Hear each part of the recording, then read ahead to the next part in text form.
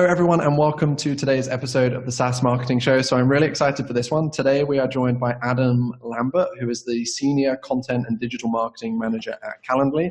So I'd be shocked, Adam, if anyone listening to this doesn't know Calendly, but just in case, I'll say that you guys are the #1 meeting scheduling software, allowing people to schedule meetings without that constant back and forth over email.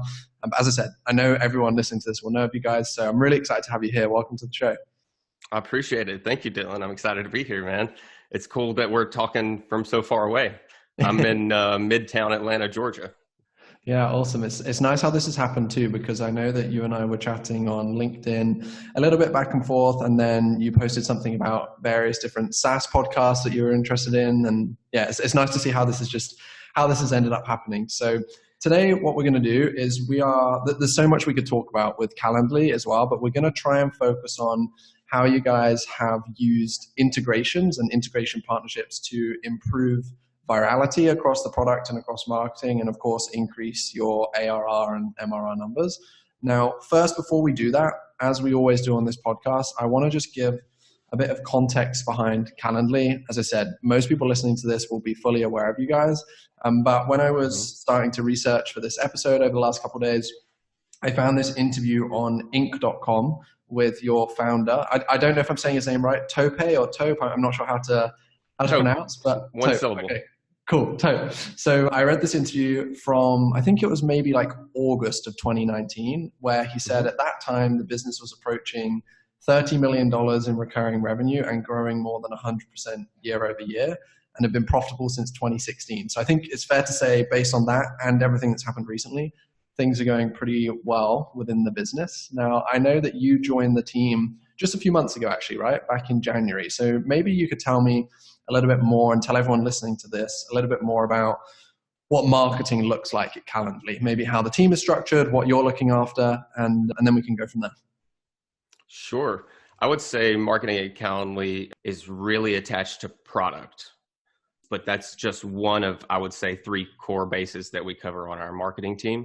We're tied to product in that product has its own content team, right? Just making sure we're consistent in what we're saying in the product. People know how to navigate it well, and we're constantly testing there. But on the marketing side, I would say product is kind of first base, so to speak. Second base is, brand, overarching brand, and internal brand. And third would be comms, just communications, outbound sort of marketing. Sure. And that's the base I cover. Awesome. Cool. And how many people roughly are in the marketing team at Calendly? Right now we have exactly 5 members, but it's growing rapidly. Awesome. That's cool. I'm always interested to find out how different people and different companies have things structured, right? Because you'll have some like very early stage SaaS companies with like larger marketing teams than you guys, and then some people like you guys, Calendly, who are at a significant revenue number and everyone's aware of you. Yeah, to me that seems like a fairly small team, right? So it must be interesting. Like I'm guessing with a team of that size, with a business like Calendly, there's lots going on in kind of day to day, right? Because I was looking at your LinkedIn profile, and I know you said that you cover things like overall demand gen strategy, branding, execution, editing of the chief editor across Calendly products. There's things about corporate marketing, social media marketing, event marketing. I'm guessing the team itself, everyone is really kind of grouped together and working on a lot, rather than just, hey, this is my core lane, right? Sure. So we actually have some very talented people at Calendly. That's an understatement. That's the one thing I like about Calendly that I've never experienced anywhere else. They're so diligent hiring that you can guarantee the person that is over, or what you're asking someone to do is competent in their work. So, right. But that means they are able to do a lot of different things, wear a lot of different hats. But I think where we find our niche and work really well at Calendly is if you're passionate about doing a certain thing, you get to do it. No questions asked. Right. So sure. That's the direction you should head. And what's that for you? What's that certain thing that you're really passionate about? Oh man, talking to people like you and sincerely trying to get Calendly in front of people who I know it will be useful for, just because the way our product has spread so virally in and of itself. Like when you schedule with me a Calendly meeting, I'm exposed to the product and I'm like, wow, that saves some time, you know? So it tends to be used by people who are seeking productivity tools. And that's how, as a marketing team, we like to see brands break. Is I want the best AE to figure this tool out and keep it to herself, maybe even until the VP finds out about it and says, why are you getting half the sales, right? Or more. And they're just 30% more productive here, 20% more productive here. So, and it adds up over time massively. And that can happen in recruiting. That can happen in universities, scheduling all sorts of meetings. It just depends. There's a lot of use cases. Yeah, for sure. And one thing that I really like about everything that you've said so far is at Hey Digital, my agency, so everyone listening to this will know, but we run PPC and CRO like campaigns specifically for SaaS companies. And what I found over the last couple of years is that if we can be working with companies who have spent a lot of time being focused on the product and built a really solid product and began with product and then marketing later. Like obviously there's anomalies to this too, but often the companies that really focus heavily on product for a significant period of time first, it makes the marketing so much easier when we know that there is a great product. Because I think it's a danger sometimes within SaaS and within software that you can have this idea, you can build out an MVP, you can go and raise a few $1 million or whatever, and then you start driving traffic to it, or people start coming in, and that's when you discover all of these issues that you need to work on and things that you need to fix, which is fine because that's how it goes for most people. But if you can flip the script almost and really focus on product first, it makes the job of someone like you, someone like me, so much easier, right? Because you have that extra, not just confidence, but you know that when someone gets their hands on the product, they're going to have a much better experience. So yeah, I love that. I love that you guys are focused on Yes, that. You get to tell the truth, yeah, right? exactly. About what your product does. So that's my advice to like people who are asking me, because I was agency side for years, I worked in consumer packaged goods mostly in like event marketing and switched to SaaS. And the thing I learned quickly in SaaS is what you do if you're going to work for one company for your career and make a bet, pick a really good product and then work there. Yeah, for sure.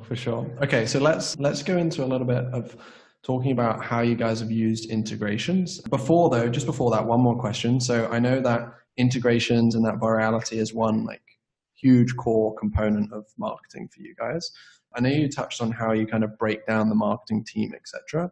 But aside from that product marketing and that integrations marketing, what are the other like core channels that Calendly are using to grow at the moment? I saw that you guys were doing some PPC on Google search. I'm sure there's like lots of content work that goes on, which is probably why we're here and having this conversation. But like what are the core components outside of that product-led marketing that you guys are focused on day to day?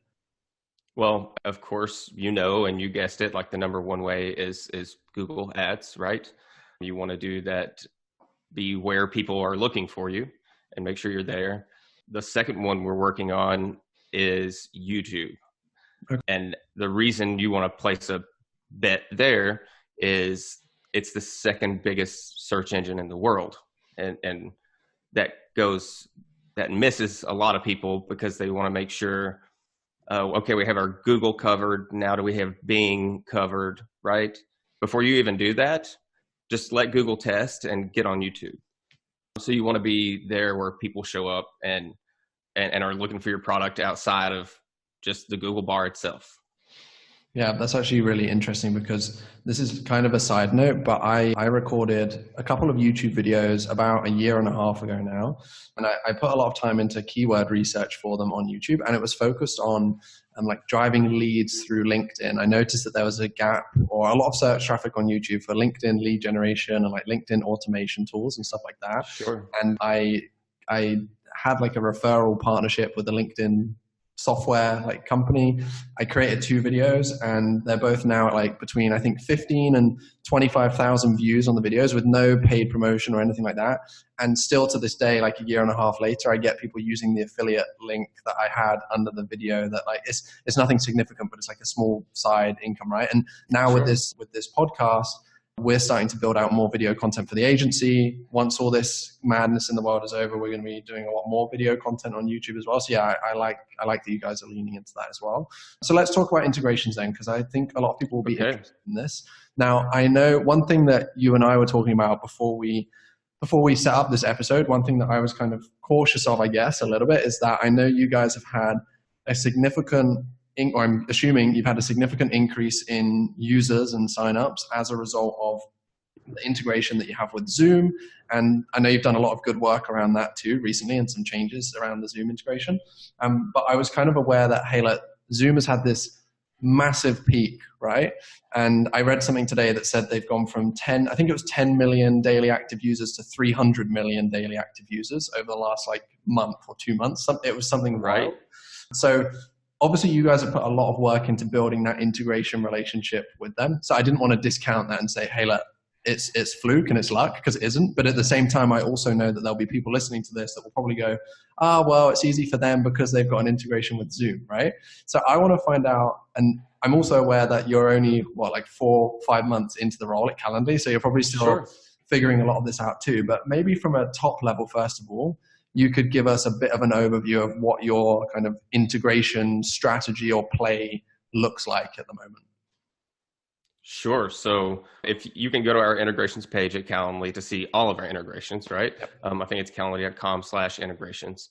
But essentially, we've made, to my understanding, to your earlier point, we've made bets on big user bases and companies whose values set them up to win longer term, right? So you want to set up a SaaS integration that'll serve you 5 years down the road, if not 10 years down the road, because there are these situations where we've seen in 2020 where technology can leap forward 5 years like that.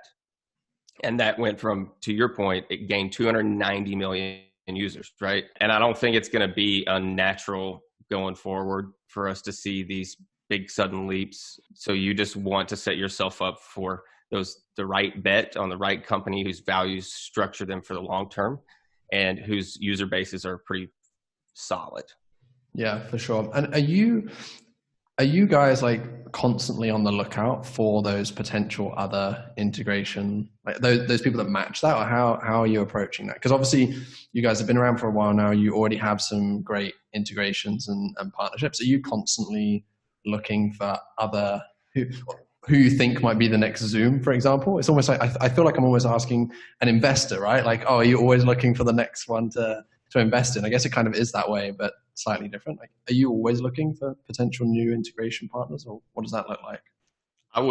To be square with you, my experience so far is we're always listening for them.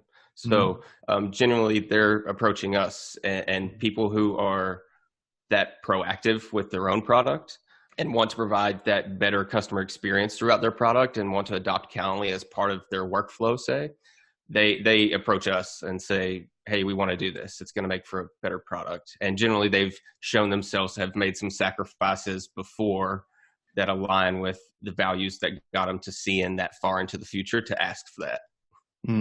Yeah, that makes sense. Sure. Okay, that's interesting. So I'm thinking now let's talk about the Zoom integration, because obviously that makes the most sense to talk about given the situation as we've covered already. I already know the answer to this question partially, but I'm going to ask it because not everyone listening to this will. How have you guys changed your marketing around the Zoom integration, and what have you done, I guess, differently since there's been that boom in Zoom users to make sure that is an added value to Calendly users, customers, and obviously helped your business grow too? How have you been approaching the current situation with that integration?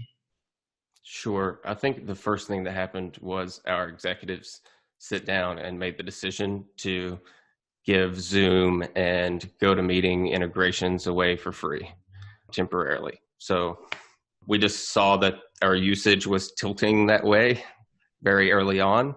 And you can go on Calendly's blog right now and you can see the usage across our first 4 months, first quarter basically, and how it's now a third web conferencing tools, right? Most of those Zoom. A quarter of our meetings are now booked directly through Zoom and using the Zoom integration. So it's been We've seen increased traffic, but most of the increased traffic is in one slice of the pie. Mm. Mm. Isn't that like, it's so interesting too, because I've heard people talking about how Zoom has almost become like a verb of itself now. People are saying, oh, we're just going to do a Zoom. It's like It is. the new That's thing. one of the reasons Zoom has set itself up very nicely to market itself. I mean, I worked for a company previously that was a really good verb, and now like Calendly, it's a mouthful, but you get it, you know? And as a marketer, that's something you can't beat. It's a really good name. Yeah, it's really interesting actually, because I was having this conversation with somebody a couple of days ago, and there's so many other video conferencing phone call softwares out there. It's interesting that Zoom has been the one that, like, I've been using Zoom personally for the last maybe 4 years or something, but it's interesting that this is the one that everyone has gone to, versus like, of course, GoToWebinar or GoToMeeting is probably doing pretty well, and I'm sure that others have seen increases too. But I'm very like interested to watch how Zoom have continued to do their marketing. Do you guys fall into or are you conscious of thinking about, okay, when you're doing your marketing now, obviously it makes sense to lean into this Zoom integration, and whether it's like additional content around this integration to help people with it or whatever, but are you also aware of like, okay, let's not just put all our eggs in this one basket? I'm sure you guys aren't doing that, but how are you balancing that play as well between like the way that you're marketing the product and the integrations at the moment? Well, the first thing we do is just finish what we were working on. Like, kind of no question about it. You know, you want to get done what you had planned to get done. We did have a map charted out and a path charted out for our marketing team and our bases we were trying to cover. And we want to finish what we started. So even if for example, there's a project I was working on, I'm not able to release it like right away because it'd be tone deaf. Right. So you have to balance these things and realize, okay, I can put this on hold, but I'm going to finish it. That way it's just on the shelf. I can take it right off. But yeah, you do pivot. One of the things we've done is made an infographic for like teachers. You know, we want to help folks like that who are suddenly pushed into using like tools to connect with students or other faculty and staff. They're just in a pickle all of a sudden, and we saw that they needed a way to schedule. So we gave them an infographic. They can screenshot it, share it. It doesn't matter. We just want to, you know, serve those folks first. And then we've also offered to anyone who's working on the front lines on COVID, whether you're like a nurse or a doctor, you don't have to be, right? You can be a researcher. You can be a person working the desk. You can be a person doing EKGs, a phlebotomist. It doesn't matter. If you're working there, we want to give you access to as much Calendly as you need. So whether that's a premium integration that we're not offering for free, we want to give that away for free too. Interesting. Okay, cool. And just one other question on integrations whilst we're here too. Do you have any advice, or like what advice would you give when it comes to anyone? So everyone listening to this podcast will be a SaaS founder, a SaaS marketer, Sure. from various different sizes. So we get early stages that watch and listen to this because they're looking to learn from the experts. We get people at companies like you listening to this as well. From what you've picked up so far over your time at Calendly, and from what you've learned from the team around you and the way that business is done, like what tips would you give for making sure that your integrations that you do have, for like building those into successful relationships? How would you focus your attention on integrations?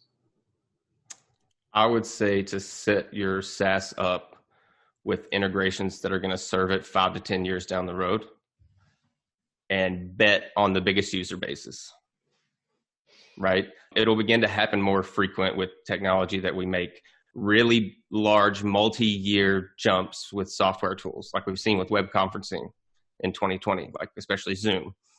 It will be common in our lifetime to see 1 billion people adopt a new software or app in a month. And we just have to realize that those swings are going to happen. And it could be a cultural shift. It could be a worldwide health shift. We just don't know what's going to be the catalyst for those things. But set yourself up for when those tech leaps take place, that you're going to land on your feet. And that's my advice for integrations. That's great advice. Thank you. I'm interested, like when you're saying that, it's making me think in my mind, oh, I wonder what, like it's so fascinating to try and figure out what that situation could be like, or what that next huge shift could be, right? So it's interesting to keep an eye on because I think even within the SaaS world, like with all the people that I'm speaking to, the kind of common integrations that everyone seems to be going down the route of right now is Zapier, for example, seems to be like the most go-to one at the moment because of the obviously ability to connect with so many different platforms. Absolutely. And that I know that their integrations, kind of marketing and partnerships work very well from a co-marketing perspective too, when you've built up a good enough user base like through their connections. And then most of the people that I'm speaking to are often looking at, let's say, like large CRM integrations or things that are, I think the thing that I would say actually based on my previous SaaS experience and the experience from the companies that we work with is when you are looking at integrations, yes, look at those ones with the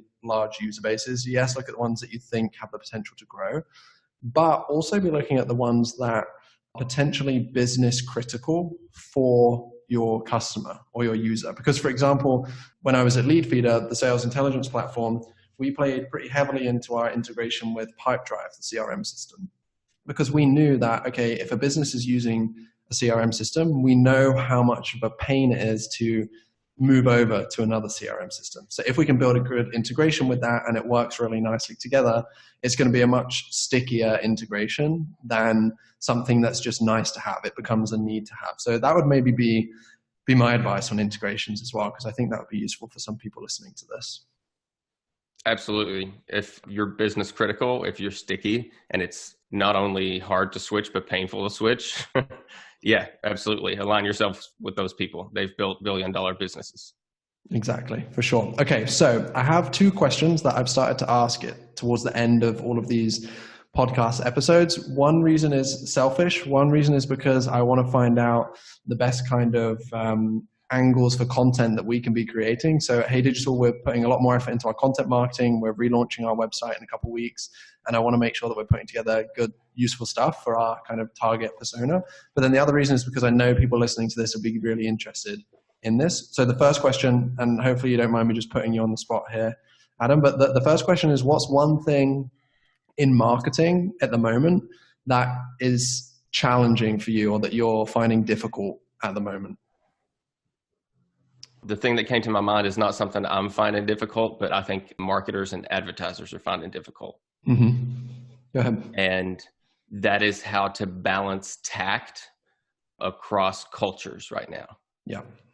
Yeah. And it's just very tough. The American culture is a very unique one, just where we have a lot of ambitious people here. So we're a very eager culture. And I think sometimes we can fall on deaf ears in other places, but I think that's something that I'm seeing anyway as an American that's tough to balance right now. That's actually a really good point. I've had this kind of conversation with quite a few people on the podcast about how we produce content and put content out there that is still interesting for people and useful for people, but also isn't tone deaf, like you mentioned earlier on. And it is definitely a challenge, and especially with advertising. What we've seen with some of our customers, of course, it varies on product to product, industry to industry. Because, for example, one of our customers is like a project management software. And for those guys, now is a better time than ever because more people are working remotely, more people need this support, and more people need to be onboarding these kind of tools. So with them, it's like we've actually increased ad budget and increased ad spend, but we're focusing on messaging a lot more towards the educational standpoint of like, okay, this is how you can onboard a software like this, or this is how this kind of software can help your team when working remotely, for example. We've tried to cut back a little bit on our, I guess you would call them like direct response ads, where it's like the pushing for, hey, this is our tool, this is how great it is, and this is why you should purchase it. Right, you're how marketing instead of why marketing. Yeah, exactly. So that's kind of just one quick way, but maybe I can put together something about that on what we're seeing, because I think that's a really good point. Okay, and then to round things off on like a positive note as well, what's one thing that you guys are doing right now across marketing that you're like either really, really proud of or is working really well for you guys? And you can't say that the integration. I want something slightly different, right? No, I've got a great answer. We are doing employee brand marketing. We are recruiting really good talent in Atlanta and everywhere from a lot of places to work at Calendly. We're growing really fast and investing in some just video around employee brand marketing and that sort of thing, making more spotlights available on our blog, just sharing more on social. We want more talent and we want really good talent. So that's something we're making an effort to do, and it's working really well. Awesome. That's really good to hear. I think it also, that works great for hiring, but it also works great for brand affinity and conversion as well. I talked to Drift about this on a couple episodes back about how... Oh, great. You talked to Dave Gerhardt, huh? No, not yet. I actually had Bill King, who leads their SEO and paid acquisition at Drift. Okay. Bill was telling me about how like all the work that they've done with brand and personal brand across their employees too just makes his job 10 times easier with conversion from ads and SEO and everything else that he's doing.